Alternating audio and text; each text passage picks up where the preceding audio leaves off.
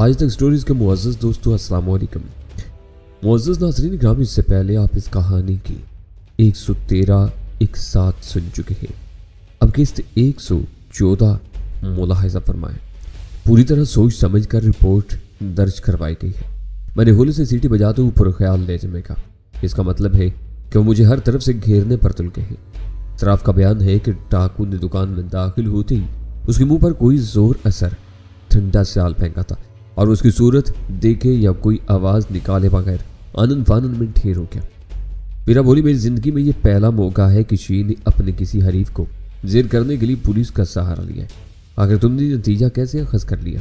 یہ بھی تو ہو سکتا ہے کہ وہ ڈکیتی کی کوئی حقیقی واردات رہی ہو۔ تم کس بنا پر اس واقعے کو مجھ سے منسوب کر رہی ہو؟ ڈاکو کے پرس سے برآمد ہونے والی تصویر شام کے اخبارات نے نمایاں طور پر شائع کی ہے۔ میں تمہاری وہ تصویر دیکھ کر ہی چونکی تھی، پھر باقی معلومات حاصل کرنا زیادہ دشوار نہیں تھا۔ تصویر نہ دیکھتی تو میرے فرشتوں کو بھی اس قصے کا علم نہ ہو پاتا۔ وہ اخبار لائی ہو؟ میں نے پرتجسس لہجے میں سوال کیا۔ میرا نے اپنے پرس میں سے طے کیا ہوا 2 ورقی اخبار نکال کر میری طرف بڑھا دیا۔ میں نے تہیں کھولی تو پہلے ہی صفحے پر اپنی 3 کالمی تصویر دیکھ کر دنگ رہ گیا۔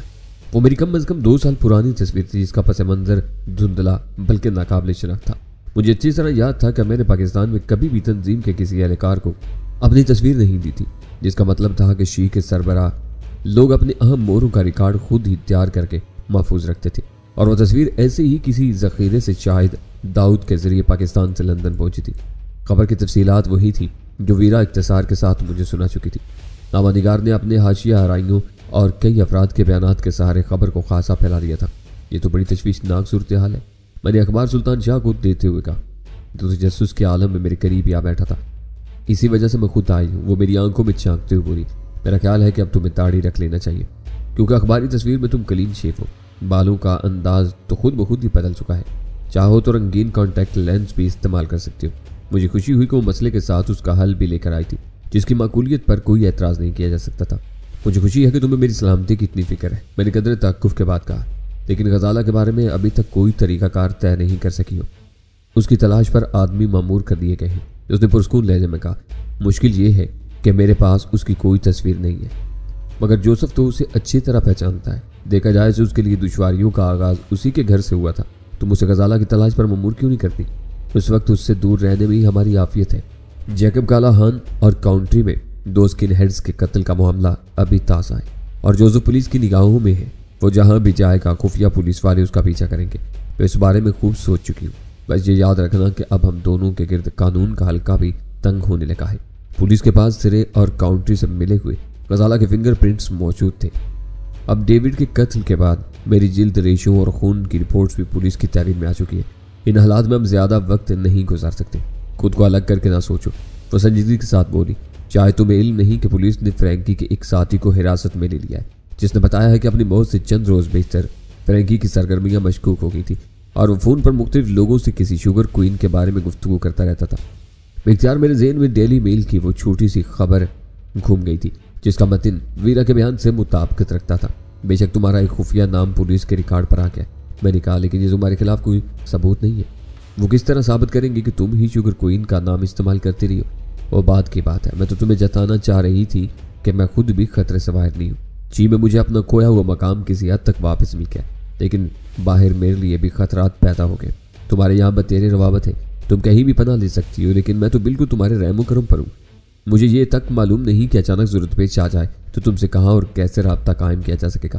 میں نے سگریٹ سلگاتے ہوئے قدرے ترش لہجے میں کہا، ایک آدھ روز میں اپنے فلیٹ میں منتقل ہو جاؤں گی۔ میری طویل غیر حاضری کی وجہ سے فلیٹ بہت گندا ہو رہا ہے، جس کی صفائی ہو رہی ہے۔ وہاں تم کسی وقت کسی کوڈ کے تحت مجھ سے رابطہ قائم کر سکو گے۔ شیگ میں واپسی کے بعد وہ فلیٹ میرے لیے مخدوش نہیں رہا ہے، کوڈ کی ضرورت بھی پیش آئے گی۔ میں نے تنزیہ لہجے میں سوال کیا، میں نہیں چاہتی کہ تم مجھے اپنے اصل نام سے فون کرو، ہو سکتا ہے کہ کچھ عرصے تک جان میری فون کی نگرانی کراتا رہے۔ تو میڈی کے نام سے اردو میں بات کر سکتے ہو، لیکن الفاظ کے انتخاب میں محتاط ہی رہنا ہوگا، اور اگر اس سے پہلے ضرورت پیش آ گئی تو انتہائی مجبوری کی صورت میں تم موریز سے رابطہ کر سکتے ہو۔ اس کا نمبر جوڈی کے پاس موجود ہے، اس نے ہتھیار ڈالتے ہوئے کہا۔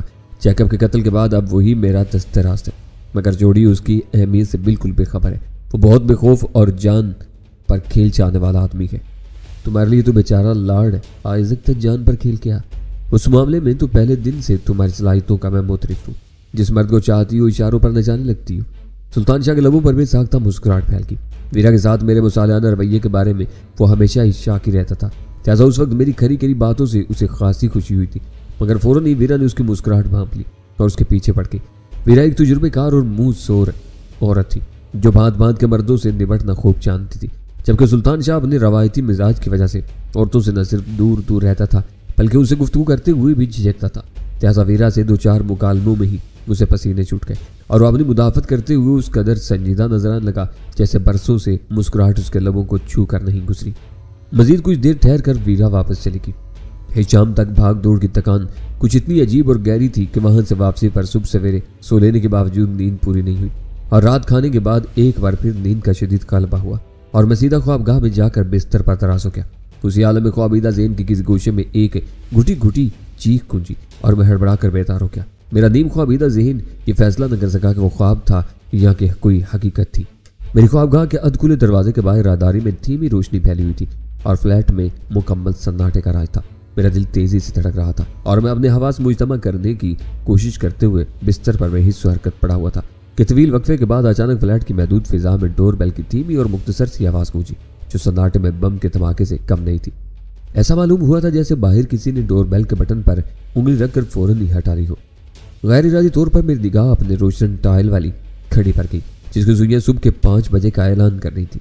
اتنی صبح گھنٹی کا بچایا جانا خطرے سے خالی نہیں تھا۔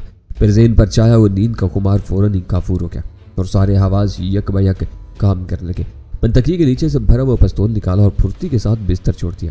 نیم روشن راہداری کو عبور کر کے میں انٹرکام کی طرف لپکا تو وہاں جوڑی مجھ سے پہلے شب خوابے کے لباس میں بکھرے ہوئے بالوں کے ساتھ پریشان لہجے میں انٹرکام پر ہکلا رہی تھی۔ بڑھاپے کی کچی نیند کے علاوہ اس کی خوابگاہ کا انٹرکام سے تقریباً ملحق ہونا اس کی وہاں موجودگی کا بنیادی سبب تھا۔ میری آہٹ پاتے ہی وہ ریسیور کان سے لگائے میری طرف مڑی تھی اور میں نے اس کی آنکھوں میں لرزہ خوف کے سائے واضح طور پر دکھ لی تھی۔ مگر افیسر یہاں سب خیریت ہے، تم یہاں کیوں آنا چاہتے ہو؟ اس کی زبان سے بدقت ہے تمام ٹوٹے پھوٹے الفاظ ادا ہوئے تھے۔ اس کی زبان سے افیسر کا لفظ سن کر میں چونکا تھا۔ پھر جوڑی نے دوسری طرف کا جواب سنتے ہوئے ماؤتھ پیس پر ہاتھ رکھ کر سرگوشیانہ لہجے میں کہا، پولیس آ گئی ہے۔ مجھ پر اضطراری کیفیت طاری ہوگی۔ میرے لیے وہ بدترین صورتحال تھی جس سے فرار کی کوئی راہ سامنے نہیں تھی۔ میں نے فضا میں ہاتھ لہرا کر جوڑی کو اشارہ کیا کہ وہ انہیں آنے دے۔ میرا دائنا ہاتھ بری طرح لہولہان اور پٹیوں میں نپٹا ہوا تھا جس کی بنا پر مجھ پر فوری طور پر ڈیوڈ کا قاتل ہونے کا شبہ کیا جا سکتا تھا۔ پھر میرے خلاف ڈکیتی کی ایک جھوٹی رپورٹ بھی درج تھی جس کی وجہ سے میری گلو خلاصی کا کوئی امکان نہیں رہا تھا۔ میں نے بوسی کے ساتھ اپنے بائیں ہاتھ میں دبے ہوئے پستول کا جائزہ لیا اور پھر اس کا سیفٹی کیج چڑھا کر پستول قریبی تپائی کے پیچھے ڈال دیا۔ اس دوران میں جوڑی بٹن دبا کر بیرونی دروازے کا قفل کھول چکی تھی۔ پھر لہجہ بھر بعد اس نے سلیپنگ گاؤن کی پرواہ کیے بغیر فلیٹ کا داخلی دروازہ بھی کھول دیا۔ سرد رات کے سناٹے میں باہر کئی وزنی جوتوں کی چاپ سنائی تھی۔ میرا دوران خون لمحہ بلمحہ تیز ہوتا ہوا محسوس ہو رہا تھا اور پھر 3 مہم وردیوں میں سنگلاس چہرے سامنے آ گئے۔ آگے والا ان میں سینئر افسر معلوم ہوتا تھا۔ اس نے جوڑی کے سامنے ٹھہر کر عادتاً سر کو قدرے کم کیا، پھر اس کی سرد اور سپاٹ آواز میرے کانوں سے ٹکرائی، مدام کیا ہمیں گھر میں داخل ہونے کی اجازت ہے؟ جوڑی کی آواز اس کے گلے میں گھٹ کر رہ گئی تھی۔ وہ مضطربانہ انداز میں پیچھے پلٹی تو اس کی آنکھوں میں بے بسی کی فریاد رچی ہوئی تھی۔ تینوں پولیس والے اس کے جواب کا انتظار کیے بغیر اسے نرمی سے ایک طرف ہٹاتے ہوئے اندر داخل ہو گئے اور پھر آگے آنے والے افسر کی سرد اور بے رحمانہ نگاہیں میرے چہرے پر چمک گئی۔ میں نے اپنا دائنا ہاتھ پشت پر لے جا کر عارضی طور پر چھپا لیا تھا، لیکن چہرہ چھپانا میرے بس سے باہر تھا۔ اس کے ماتحتوں میں سے ایک نے فلیٹ کا دروازہ بند کیا اور دوسرے نے قریبی سوئچ بورڈ پر تباہ آزمائی کر کے فلیٹ کے اس حصے میں تیز روشنی کر دی۔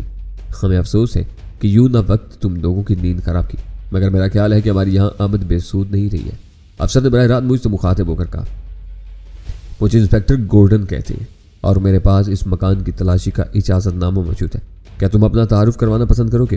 یہ کیا ہو رہا ہے؟ مجھے اچانک اپنی پشت سے سلطان شاہ کی متوحش آواز سنائی تھی اور پھر وہ بھی میرے پہلو میں آ کھڑا ہوا۔ میرا نام اکبر ہے اور میرا ساتھی علی شیر ہے۔ میں نے سلطان شاہ پر توجہ دیے بغیر اس افسر کو جواب دیا، کیا میں اس مکان میں تم لوگوں کی آمد کا سبب جان سکتا ہوں؟ میرا خیال تھا کہ تم خود ہی سبب جان گئے ہوگے۔ اس نے چپتے ہوئے لہجے میں کہا، ویلنگٹن آرکیڈ میں ڈکیتی کی واردات میں کامیابی کے بعد تم زیادہ دیر تک خود کو قانون کی گرفت سے نہ بچا سکے۔ میرا ان لوگوں سے کوئی تعلق نہیں ہے۔ جوڑی نے اچانک ہی روحانسی آواز میں فریاد شروع کر دی، مجھے ہرگز علم نہیں تھا کہ ان لوگوں نے کوئی واردات کی ہے۔ میں تو بس اپنے گزارے کے لیے مناسب شناختی کاغذات کی جانچ پڑتال کے بعد کسی کو بھی کرائے پر چند روز کے لیے ٹھہرا لیتی ہوں۔ تم فکر نہ کرو۔ افسر نے اس کی شانے پر ہاتھ رکھ کر नर्म लहजे में कहा, हमें तुम पर कोई शुबा नहीं है। हाँ, अदालत में तुम्हें गवाही के लिए जरूर सहमत देंगे।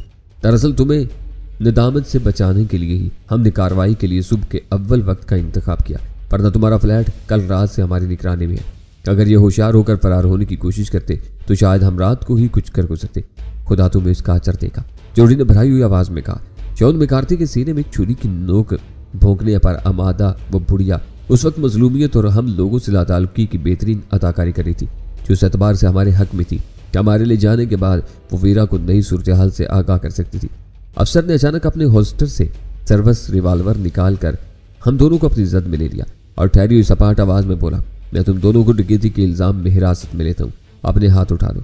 बाजी उस कदर गैर मुतवक्का अंदाज में पलटी थी कि किसी भी किस्म की कामयाबी का कोई इम्कान नहीं था, लिहाजा मैंने शिकस्त खोरदा अंदाज में अपने हाथ ऊपर उठा दिए। मेरे दाहिने हाथ पर नजर पड़ते ही उसकी आंखों में चमक नमदार हुई और वो तहय्युर अमेज आवाज में बोला था, तो तुम्हारा एक हाथ भी जख्मी है।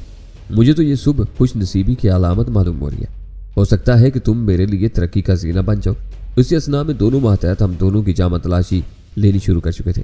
मैंने हत्या था, लेकिन सुल्तान शाह के पास से भरा हुआ रिवाल्वर बरामद हो गया, जो उसने शायद सरकारी वर्दियां देखते ही जेब में डाल दिया था। तुम जो चाहो कहते रहो, बस इतना बता दूं कि आखिर में शर्मिंदगी तुम्हारे हाथ आएगी, मैंने कहा। उसने इशारे से अपने मातहतों को खाना तलाशी के लिए अंदर भेज दिया और खुद हम दोनों को रिवाल्वर की जद पर लिए ड्राइंग रूम की तरफ हो लिया। जोड़ी ने उस मरले पर भी खुशामद का मौका नहीं जाने दिया और उसे चाय की पेशकश की, जो उसने खुश्क लहजे में रद्द कर दी। और जोड़ी को अचानक ही ख्याल आ गया कि वह गाउन के बगैर स्लीपिंग सूट में अब तक कार्टून बनी फिर रही थी। वो अपनी ख्वाबगाह की तरफ चल दी और हम तीनों ड्राइंग रूम में बैठ गए। मुलजिमों से बाज पुरुष में हम मुहज्जब और मोहतात रहने की कोशिश करते हैं। चंद सानियों की खामोशी के बाद इंस्पेक्टर गॉर्डन नपे तुले ले हमें कहने लगा, लेकिन मुजरिमों के मामले में हम खासे गैर मुहज्जब हो जाते हैं। तुम जो चाहे अर्जा सराई कर लो, लेकिन ना अपनी सूरत बदल सकती हो और जहां तक मेरा अंदाजा है ना तजियों के नतीजे में एक कत्ल के जुर्म से दामन बचा सकोगे। लिहाजा बेहतरी इसी में है कि खुद बखुद सच उगलते चले जाओ। इस तरह तुम उस नारवा तशद्दुद से बच सकोगे जिसकी अलामत जिस्म के किसी हिस्से पर नजर नहीं आती। मैं दिल पर जबर करके मुस्कुराया। मैं फिलहाल तुम्हारे किसी अंदाजे की तरदीद किए बगैर ये जरूर जानना चाहूंगा कि तुम इस फ्लैट तक कैसे पहुंचाए गए हो। यह भी एक इत्तेफाक ही समझो। वो बोला, हम गुमनाम इतलात पर अमूमन कोई कार्रवाई नहीं करते, लेकिन आज शाम जब इस इमारत में काम करने वाली एक हाउस मेड ने अपना नाम जाहिर किए बगैर इस फ्लैट में 2 मुश्तबा एशियाओं की आमद और रफ्त की इतला दी, तो मेरे पास कोई काम नहीं था। लिहाजा हमने वक्त गुजारी के लिए इस इतला पर कार्रवाई का फैसला कर लिया और नतीजा तुम्हारे सामने है। क्या वारंट के बगैर तुम्हें किसी गिरफ्तारी का इख्तियार है? मैंने सरसरी लहजे में सवाल किया। हर मुजरिम इसी तरह किताबी नुक्तों का सहारा लेता है, वो तलख लहजे में बोला। ऐसी हंगामी जरूरत के लिए तस्दीक शुदा सारे वारंट हर जिम्मेदार की तावील में रहते, इसमें तुम्हारा नाम भरकर ज़ाब्ते की कार्रवाई पूरी कर ली जाएगी। वो खासा खुश इखलाक और अच्छा अफसर था, जो मेरी हर बात का जवाब देता जा रहा था, वरना कोई बददिमाग अफसर होता तो मेरी गुफ्तगू को अपनी तौहीन तसव्वुर करके वहीं जूते का इस्तेमाल शुरू कर सकता था। थोड़ी देर बाद दोनों सिपाही तलाशी से फारिग होकर वापस लौट आए। मैंने अंदाजा लगाया कि उन्होंने सरसरी अंदाज में पूरे घर का जायजा ले लिया था, वरना उनका इतनी जल्दी फारिग होना नामुमकिनात में से था। हद ये थी कि वो दोनों उस पिस्तौल तक भी नहीं पहुंच सके थे जो मैंने उनकी आमद की वजह से राहदारी में एक तपाई के पीछे डाल दिया था। उन तीनों को मेरी गैर मुतवक्का गिरफ्तारी की दिल में इतनी खुशी थी कि उस वक्त सिर्फ मुझे और सुल्तान शाह को सलाखों के पीछे पहुंचाने पर इक्तफा करते नजर आ रहे थे, और इंस्पेक्टर गॉर्डन तो खुद ही मेरे जख्मी हाथ को देखकर मुझे अपनी तरक्की का सीना करार दे चुका था। मादाम अपने मातहतों को लौट आने पर इंस्पेक्टर गॉर्डन ने खड़े होकर हाँक लगाई और जोड़ी फौरन ही बुखलाई हुई वहां मौजूद थी। उसके जिस्म पर रेशमी स्लीपिंग गाउन मौजूद था, मगर जिस मामूली बात ने मेरी तवज्जो उसकी तरफ मबजूल करवाई वो ये थी कि उसके बाल बदस्तूर मुंतशिर थे, जबकि गाउन पहनने के बाद उसके पास बाल संवारने के लिए खासा वक्त मौजूद रहा होगा। यह बहुत खतरनाक मुजरिम है, इंस्पेक्टर गॉर्डन ने जोड़ी से मेरे बारे में कहा। इसका साथी भी बहुत से जराइम में मुलव्विस रहा होगा, इसलिए हम इन दोनों को अपने साथ ले जा रहे हैं। जरूर ले जाओ, जोड़ी ने कांपती हुई खौफजदा आवाज में कहा। कुदरत ने तुम लोगों को मेरे लिए रहमत का फरिश्ता बनाकर भेजा है, वरना ये दोनों किसी भी वक्त अपनी फितरत से मजबूर होकर मुझे मौत के घाट उतार सकते थे। मेरे खुदा, अब तो ये सोच कर ही मेरा दिल टूट रहा है कि मैंने ये पूरी रात इन डाकुओं के साथ बसर की है। तुम्हें खौफजदा होने की जरूरत नहीं, इंस्पेक्टर गॉर्डन ने कहा। अगर मेरे क़यासात दुरुस्त हैं तो इन दोनों की गिरफ्तारी तुम्हें बहुत शोहरत बख्शेगी। हमें इस सिलसिले में तुम्हारे बयान की भी जरूरत है, मगर मैं तुम्हें मजीद बेहराम नहीं करूँगा। फिलहाल तुम अपनी नींद पूरी कर लो, सुबह 11 बजे तक मैं खुद तुम्हारा बयान लेने आऊँगा, मगर उस वक्त तक तुम इन दोनों के बारे में किसी से जुबान नहीं खोलोगी। मैं किसी से एक लफ्ज़ भी ना कहूँगी। अपने दोनों कानों को छू कर बोली, चलो। इंस्पेक्टर गॉर्डन ने अपने रिवाल्वर की नाल को जुम्बश देकर मुझसे कहा, اس کا ایک ماتحت ہم سے آگے ہو لیا اور دوسرے ماتحت کے ساتھ ہمارے پیچھے نکاسی کے راستے کی طرف وہ چل دیا۔ اس بار ہم نے ہاتھ نہیں اٹھائے تھے اور نہ ہی گورڈن نے اس پر اصرار کیا تھا۔ ہماری جامع تلاشی کے بعد اسے اپنی برتری کا مکمل بھروسہ ہو چلا تھا اور میرا ذہن مسلسل اس ناگہانی افتاد سے نجات کے بارے میں سوچ رہا تھا۔ اگر ہم دونوں کی گرفتاری کسی چھوٹے موٹے جرم میں ہوئی ہوتی تو شاید میں اتنا فکر مند نہ ہوتا، لیکن اس وقت ہمیں جس فرد جرم کا سامنا تھا وہ نہ صرف بہت سنگین بلکہ زبان زد خاص عام پر بھی تھی۔ لکھی تھی کہ مفروضہ واردات کے سلسلے میں چائے ہونے والی میری تصویر گرفتاری کا بہانہ بنی تھی، لیکن اپنے زخمی ہاتھ کی وجہ سے میں ڈیوڈ کے قتل کے الزام سے کسی طرح اپنا دفاع نہیں کر سکتا تھا۔ لندن کے اخبارات نے پچھلے چند دنوں میں پے در پے رونما ہونے والے قتل کی وارداتوں پر اس قدر قیاس آرائیاں کی تھی کہ چھوٹی سے چھوٹی تفصیلات بھی قارئین تک پہنچا دی گئی تھی، جن میں ٹیپ کا بند یہ تھا کہ ڈیوڈ کے قتل کا تعلق دوسری وارداتوں سے بھی قائم کر لیا گیا تھا۔ مزید خطرناک بات یہ تھی کہ ڈیوڈ منشیات کی دنیا کے ایک چالاک مجرم کے طور پر پہچان لیا گیا تھا، جسے قانون کبھی 24 گھنٹے سے زائد قید بھی نہیں رکھ سکا تھا۔ مجھے اندازہ تھا کہ ایک بار حوالات میں پہنچنے کے بعد جو ہی میری گرفتاری کی خبر پھیلتی، پورے برطانیہ کے نامور تفتیشی ماہرین مجھ پر جلکار کرتے تھے اور اس معاملے کو پریس کے ذریعے اس قدر تشہیر ملتی کہ میرے لیے نجات یا فرار کی تمام راہیں مسدود ہو کر رہ جاتی اور حوالات پر پولیس کی بھاری گارڈز متعین کر دی جاتی۔ فلیٹ کی خنک مگر آرام دہ فضا سے باہر آتے ہی شب خوابی کے لباس میں سردی کا احساس ہوا تھا۔ فضا قہر آلود تھی اور باہر کا سناٹا سے بھی سما پیدا کر رہا تھا۔ سارا بھی چلا کے دکھانے کی کوشش کی تو میں گولی چلانے میں دریغ نہیں کروں گا، گورڈن نے باہر آتی تیز سرگوشیانہ آواز میں کہا۔ مجھے آزادی سے زیادہ زندگی عزیز ہے، میں نے خوش دلی کا مظاہرہ کرنے کی کوشش کرتے ہوئے کہا۔ اگر زندگی ہے تو آزاد فضا دوبارہ بھی نصیب ہو سکتی ہے۔ کاش پھانسی کی سزا برقرار ہوتی تو تم جیسے قاتل کو یہ آرزو کرنے کی جرات نہ ہوتی۔ انسپکٹر گورڈن نے غصے اور حسرت کے ساتھ کہا۔ آدمی کو قید کیا جا سکتا ہے، آرزوؤں کو پابند نہیں کیا جا سکتا۔ یہ شاعری تھوڑی دیر بعد صاف ہو جائے گی۔ باہر نکلتے ہی اس کی کھوپڑی کچھ کرمی کھا گئی تھی اور مجھے محسوس ہو رہا تھا کہ میں نے اسے زیادہ غصہ دلانے کی کوشش کی تو خود ہی خسارے میں ہوگا۔ لہٰذا جواب میں مزید کچھ کہنے کے بجائے میں نے خاموشی اختیار کر لی۔ باہر سڑک کی نکڑ پر ان کی کشادہ نشستوں والی کار موجود تھی جو اپنے مخصوص رنگ اور چھت پر نصب گھومنے والی زرد روشنی کی وجہ سے دور اسی پہچانی جا سکتی تھی۔ انسپکٹر گورڈن کے ایک ماتحت نے ڈرائیونگ سیٹ سنبھالی اور دوسرا ہم دونوں کے ساتھ عقبی نشست پر بیٹھ گیا۔ انسپکٹر نے ڈرائیور کے برابر والی سیٹ اس طرح سنبھال لی تھی کہ اس کی نگاہیں ونڈ شیلڈ کے بجائے ہم دونوں پر مرکوز تھی اور ریوالور والا ہاتھ سیٹ کی پشت گاہ پر ٹکا ہوا تھا۔ ہماری ذرا سی بھی حرکت پر وہ نہایت آسانی کے ساتھ ہمیں نشانہ بنا سکتا تھا۔ آنے والے روح فرساں حالات کی دہشت اپنی جگہ تھی اور میں خود کو ذہنی طور پر آنے والے حالات کے لیے تیار کر رہا تھا، کیونکہ راستے میں کوئی کارروائی خارج از امکان ہی نظر آ رہی تھی۔ ویران سڑکوں پر پولیس کار تیز رفتاری کے ساتھ بڑھ رہی تھی اور آخر کار اس سفر کا اختتام ہو گیا۔ پولیس اسٹیشن کے ہاتھ میں داخل ہوتے ہی کار ڈرائیو کرنے والے نے ہیڈ لیمپس جلا بجھا کر کوئی مخصوص اشارہ دیا تھا اور رکتے ہی اس کے دونوں طرف کہیں سے 3 مسلح سپاہی موجود ہوئے تھے۔ وہ پوری طرح مستعدی اور چارحانہ تیوروں کے ساتھ کار کے اندر دیکھنے کی کوشش کر رہے تھے۔ انسپکٹر گورڈن اندر کی بتی روشن کر کے بے پروایانہ انداز سے کار سے اتر گیا اور پھر دروازہ کھول کر ہمیں بھی نیچے اتر لیا گیا۔ لاک اپ بند، گورڈن نے اپنے غیر مسلح ماتحت سے کہا اور وہ وہاں سے تقریباً دوڑتا ہوا قریبی عمارت میں معطوف ہو گیا۔ اس کے ساتھ 3 بندوقوں کی نالوں کے سہارے ہم کو بھی اس طرح روانہ ہونا پڑا۔ وہ عمارت خاصی پرشکو تھی مگر اندر اس کے چپے چپے سے ہیبت برس رہی تھی۔ ایک قطار میں بنے ہوئے کمروں کے ساتھ سے گزرتے ہوئے یہ مختصر سا جلوس کمروں کے اختتام پر دائیں طرف گھوما اور فوراً ہی مضبوط سلاخوں والے آہنی دروازے والا ایک لاک اپ سامنے آ گیا، جہاں اندر ایک دھندلایا ہوا بلب روشن تھا اور پورے کمرے میں ننگی دیواروں اور سنگلاج فرش کے علاوہ ایک تنکا بھی نظر نہیں آ رہا تھا۔ گورڈن کا محتاط پہلے سے دروازے کا قفل کھولے ہم لوگوں کی آمد کا منتظر تھا۔ مجھے اندازہ ہو چکا تھا کہ گورڈن میرے بارے میں کوئی خطرہ مول لینے کے لیے تیار نہیں تھا اور سب سے پہلے مجھے سلطان شاہ کے ساتھ لاک اپ میں بند کرنے کے بعد ضابطے کی کارروائی کا دورانیہ مکمل کرنے کے بارے میں سوچ رہا تھا۔ تمہارے پاس صرف چند گھنٹے ہیں، چاہو تو ٹھنڈے دل کے ساتھ کوئی فیصلہ بہتر کر سکتے ہو، ورنہ صبح افسران بالا کی آمد کے ساتھ ہی 3rd ڈگری کا آغاز ہو جائے گا۔ اس نے پرسکون لہجے میں کہا۔ اس ننگے فرش پر دل و دماغ کے ساتھ جسم بھی ٹھنڈا ہو جائے گا، مناسب انتظام کے بغیر ہم یہاں نہیں رہ سکتے۔ میں نے حوالات کے کھلے ہوئے دروازے کے سامنے رک کر کہا، اندر چلو۔ اس کا لہجہ سخت ہو گیا۔ جو کچھ یہاں موجود ہے فراہم کر دیا جائے گا۔ اس کے الفاظ کے ساتھ ہی 3 مسلح سپاہیوں کے اعصاب بھی تن گئے تھے، جیسے میری زبان سے مزید انکار کی صورت میں وہ مجھے زبردستی اندر دھکیلنے کا ارادہ رکھتے ہو۔ میں زیر لب بڑھاتا ہوا حوالات میں داخل ہو گیا۔ سلطان شاہ میرے اس رویے سے بہت دل برداشتہ نظر آ رہا تھا۔ وہ اندر جا کر سیدھا ایک کونے میں جا کھڑا ہوا، جبکہ میں وہیں رک کر گورڈن کی طرف متوجہ ہو گیا، جو اپنی نگرانی میں دروازہ بند کر کے مکفل کر رہا تھا۔ ہو سکے تو مجھے سگریٹ فراہم کر دو، میں اپنا پیکٹ بستر ہی پر چھوڑ آیا ہوں۔ میں نے موٹی موٹی آئینی سلاخوں کے درمیان سے اس کو دیکھتے ہوئے ملتجیانہ لہجے میں کہا، اس حوالات میں دھات کی بنی ہوئی یا آتشی اشیاء کا داخلہ ممنوع ہے۔ اس نے خشک لہجے میں کہا، ماچس یا لائٹر کے بغیر سگریٹ تمہارے لیے بیکار ہوگی۔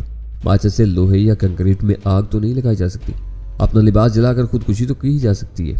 اس نے ترکی پر ترکی جواب دیا، مایوس مجرم کسی بھی لمحے کوئی انتہائی قدم اٹھا سکتا ہے، لہٰذا تم صبر کرو، کمبل و تکیے ابھی مل جائیں گے، چاہو گے تو چائے کافی بھی بھجوا دی جائے گی، پھر کافی ہی بھجوا دینا، میں نے مایوسانہ لہجے میں کہا، اور وہ آخری بار تالے کی مضبوطی کا یقین کر کے واپس چل دیا۔ بقیہ پانچوں اس کے پیچھے ہو لیے تھے اور ان کے قدموں کی آوازیں دور ہوتے ہوئے بتدریج معدوم ہو گئی۔ یہ کیا ہو رہا ہے؟ تخلیہ میسر آتے ہی سلطان شاہ کی بھرائی ہوئی آواز گونجی تھی۔ اس پورے معاملے میں ابتدائی ایک فکرہ ادا کرنے کے بعد وہ مسلسل خاموش رہا تھا۔ زخمی ہاتھ اور اخباری تصویر گلے پڑتی نظر آ رہی ہے، میں نے دھیمے اور تشویش آمیز لہجے میں کہا، یہ سب اس قدر اچانک ہوا کہ ہاتھ پیر مارنے کی نوبت ہی نہ سکی۔ اب شاید بجلی کی کرسی ہی مقدر بنے گی۔ اس کی آواز میں مایوسی امڑ آئی۔ سزائے موت یہاں رائج نہیں ہے، مگر 14 برس کی عمر قید بھی موت سے کم نہیں ہوگی، میں نے سوال لہجے میں کہا، مگر مجھے ابھی بھی امید کی کرن نظر آ رہی ہے۔ کس امید کی بات کر رہی ہو؟ وہ یک بیک جذباتی ہو گیا۔ اس ناقابل شکست حوالات میں کون تمہاری مدد کھوائے گا؟ تم نے اس چھوکری پر بھروسہ کر کے اپنے ساتھ بھابھی کی زندگی بھی برباد کر دی ہے۔ تم جیل میں سڑو گے اور وہ بیچاری کسی نہ کسی کے ہاتھوں ماری جائے گی۔ پاگل مت بنو سلطان، تم نے جوڑی کی اداکاری پر غور نہیں کیا۔ میں نے اس کا بازو تھام کر جھنجھوڑتے ہوئے کہا، وہ بہت گھاگ عورت ہے، اگر ہم سے ہمدردی ظاہر کرتی تو یہ لوگ اسے بھی ساتھ لے آتے۔ اب وہ آزاد ہے اور ویرا کو اس نئی افتاد سے مطلع کر سکتی ہے، بلکہ میرا تو خیال ہے اس نے ان لوگوں کی موجودگی میں سلیپنگ گاؤن پہننے کے بہانے ویرا کو آگاہ کر دیا ہوگا۔ ویرا؟ وہ تلخ لہجے میں بولا، وہ تمہاری سانسوں میں رچ گئی ہے، اسے پتہ چل بھی گیا تو وہ کیا کر لے گی؟ قانون توڑنا اور بات ہے، قانون سے ٹکرانے کے لیے پتھر کا کلیجہ ہونا چاہیے۔ مجھے اس قدر پیش آیا کہ اگر میں اپنے عضلات کی اضطراری جنبش پر بروقت قابو نہ پا لیتا تو اس کے منہ پر میرا بھرپور تماچا پڑا ہوتا۔ میں اپنی مجبوریوں کو سمجھتے ہوئے ویرا کے ساتھ مصالحانہ رویہ اختیار کیے ہوئے تھا اور وہ اس کی طرف سے حسد کی آگ میں جل رہا تھا۔ میری ہر بات میں اسے منطقی پہلو نمایاں نظر آتا تھا، اور اب وہ قسم پرسی کے عالم میں بھی میرے زخموں پر نمک پاشی کیا جا رہا تھا، مگر مجھے اس کی نیت پر بھروسہ تھا۔ وہ بعض اوقات عقل کی بجائے دل سے سوچنے لگتا تھا، اور ویرا سے تو اسے ابتدا ہی سے بغض تھا۔ وہ جو کچھ کہہ رہا تھا اپنی دانست میں میرے فائدے کے لیے کہہ رہا تھا۔ میں اپنے غصے کو ضبط کرتے ہوئے خاموشی کے ساتھ اس سے دور ہٹ گیا۔ حوالات کی نیم روشن کوٹڑی میں موت کا سناٹا چھا گیا تھا، جس میں مجھے اپنے سانسوں کی آواز واضح طور پر سنائی دے رہی تھی۔ غنیمت یہ تھا کہ وہ دیسی نہیں بلکہ ولایتی حوالات تھی، جو نہ سیلن زدہ تھی اور نہ متعفن، اور وہیں ملحق کا باتھ روم بھی موجود تھا جو پاکستانی معیار سے بہت صاف ستھرا تھا۔ یہ سکوت چند منٹ ہی برقرار رہ سکا اور راداری میں کہیں دور وزنی جوتوں کی دھمک ہونے لگی جو لمحہ و لمحہ قریب آتی ہوئی محسوس ہو رہی تھی۔ آخرکار ایک مسلح سپاہی موڑ گھوم کر سامنے آ گیا، اس کے ہاتھوں میں کئی کمبل اور تکیے دبے ہوئے تھے۔ قریب آنے پر میں نے اسے پہچان لیا، وہ ان تینوں میں سے ایک تھا جنہوں نے تھانے پہنچنے پر پولیس کار کے گرد گھیرا ڈالا تھا۔ اس وقت اس کی نگاہوں میں عجیب سی چمک تھی اور اس سلاخوں کے باہر بغور میری آنکھوں میں دیکھ رہا تھا۔ پھر اس نے میرے چہرے پر نظریں ہٹائے بغیر ایک ایک کر کے سلاخوں کے درمیان سے 4 کمبل اور 2 تکیے میرے حوالے کیے، جو میں اسے لے کر فرش پر ڈھیر کرتا رہا۔ آخری تکیہ دیتے ہوئے اس نے اچانک سختی سے میرا ہاتھ دبایا اور میں چونک پڑا۔ اسے پلٹ کر ایک نگاہ پیچھے ڈالی اور بجلی کی سسرات کے ساتھ اپنی جیب سے ایک مڑا توڑا کاغذ نکال کر مجھے تھماتے واپس چل پڑا۔ میں چند ثانیوں تک سکتے کے عالم میں یوں ہی کھڑا رہا، اسے اور اس کی پشت پر شانے سے جھولتی بندوق کو دیکھتا رہا۔ اچانک مجھے خیال آیا کہ وہ کاغذ میرے لیے بہت عام تھا، شاید قید یا آزادی کے بارے میں اسی پر کوئی فیصلہ کیا گیا تھا، اور اگر کوئی سپاہی کاغذ میری تعویل میں دیکھ لیتا تو بچاؤ کے سارے امکانات ہمیشہ کے لیے معدوم ہو سکتے تھے۔ میں پلٹ کر تیز قدموں سے چلتے ہوئے باتھ روم میں داخل ہوا اور دروازہ اندر سے بند کر لیا۔ سنسنی اور رجحان کے عالم میں نے وہ کاغذ کھولا تو اس پر اجلت میں ہاتھ سے چند مختصر مگر بے حد اہم سطور لکھی ہوئی تھی۔ تم احمق ہو، کافی ہرگز نہ پینا ورنہ صبح تک سوتے رہو گے، ہوشیار رہو اور میرا انتظار کرو، اس کاغذ کے پرزے کر کے نالی میں بہا دینا۔ نیچے کسی کا نام وغیرہ نہیں تھا، مگر تحریر کے متن سے ظاہر تھا کہ وہ پیغام دوستوں یا خیر خواہوں کی طرف سے تھا جو مجھ سے غافل نہیں تھے۔ میرا جی چاہا کہ اسی وقت سلطان شاہ کو بھی باتھ روم میں بلا کر وہ پیغام پڑھاؤں تاکہ وہ خود دیکھ سکے کہ اس کی بدگمانیاں کتنی بے بنیاد تھی، لیکن وہ وقت ایسی کسی جذباتی غلطی کا نہیں تھا جو سارے کیے کرائے پر پانی پھیر دے۔ میں نے اس کاغذ کو پھاڑ کر ننھے ننھے پرزوں میں تبدیل کیا اور انہیں کموڈ میں ڈال کر فلیش ٹینک چلا دیا، اور وہ سارے پرزے پانی کے تیز ریلے میں بہہ گئے۔ وہ پیغام جس انداز میں ملا تھا اس سے ظاہر ہو رہا تھا کہ جوڑی کی طرف سے میری پر امیدی غلط نہیں تھی۔ اس نے پہلی فرصت میں ویرا کو ہماری دشواری سے آگاہ کر دیا تھا اور وہ اپنے پورے وسائل کے ساتھ فوری طور پر فعال ہو گئی تھی۔ مجھے دل ہی دل میں اعتراف کرنا پڑا کہ داؤد کی پیدا کردہ مشکلات پر قابو پانے کے بعد ویرا نے ثابت کر دیا تھا کہ لندن میں اس کی دسترس بہت وسیع تھی۔ اس مسلح سپاہی نے اپنے 2 ساتھیوں کے ساتھ جس طرح بے خوفی سے انسپکٹر گورڈن کی موجودگی میں ہمیں اپنی عزت میں لیا تھا، اس کے بنا پر یہ سوچا بھی نہیں جا سکتا تھا کہ اس نے محکمے کے کسی آدمی کو غائب کر کے اس کی جگہ لی ہوگی، بلکہ یہ معلوم ہوتا تھا کہ محکمہ پولیس کا وہ مستقل ملازم شیجا ویرا کا زرخرید تھا اور محکمے میں رہ کر ان کے مفادات کے لیے کام کرتا تھا۔ اس نے مجھے آنکھوں ہی آنکھوں میں دیکھتے ہوئے زبان سے ایک لفظ بھی ادا کیے بغیر وہ تحریری پیغام میرے حوالے کیا تھا۔ اسے یہ شبہ ہوتا تھا کہ قرب و جوار میں کسی کی موجود نہ ہونے کے باوجود وہ خائف تھا کہ کہیں اس کی آواز اس کے افسران یا ساتھیوں کے کانوں تک نہ پہنچ جائے۔ اگر اسے ایسا کوئی خدشہ ہوتا تو اپنی تحریر کا ثبوت چھوڑنے کی بجائے وہ لازمی طور پر زبانی پیغام رسانی کا سہارا لیتا۔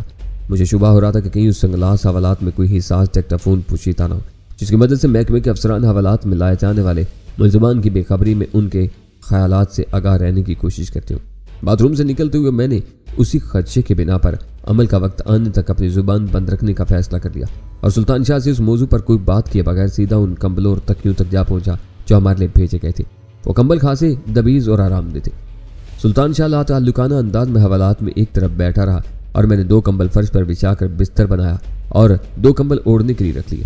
اس اسنا میں ایک سادہ پوش اردلی ایک دوسرے مسلح سپاہی کے معیت میں ہماری کافی لیا جو انہی سلاخوں کے درمیان سے ہمیں تھما دی گئی۔ اپنے ضوابط کے سلسلے میں وہ لوگ اتنے سخت تھے کہ کافی پلاسٹک کے نرم مگوں میں بھیجی گئی تھی جنہیں کسی بھی طرح کسی کو زخمی کرنے کے لیے استعمال نہیں کیا جا سکتا تھا۔ وہ دونوں کافی دے کر چلے گئے۔ انہوں نے آپس میں ہم پر ایک آدھ فکرہ بھی چست کیا جسے میں نے نظر انداز کر دیا۔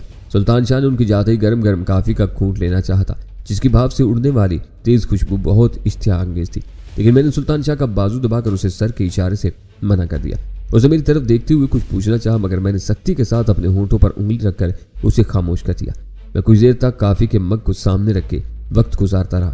یہ بات یقینی تھی کہ اس سیال میں انسپکٹر کی ہدایت پر کوئی خواب آورتوا ملا دی گئی تھی تاکہ صبح کا اجالا نمودار ہونے تک ہم حوالات میں بے سود پڑے رہیں اور ان لوگوں کے لیے کوئی مسئلہ کھڑا نہ کریں۔ پھر میں نے محتاط انداز میں وہ مگ باتھ روم میں لے جا کر سنک میں خالی کر دیے۔ میری واپسی پر سلطان شاہ نے بھی میری تقلید کی اور میں دوسرا کمبل تان کر بستر پر دراز ہو گیا تاکہ انسپکٹر گورڈن کا کوئی آدمی کافی کے اثرات کا جائزہ لینے آئے تو اسے مایوسی نہ ہو۔ وقت دھیمے دھیمے گزر رہا تھا۔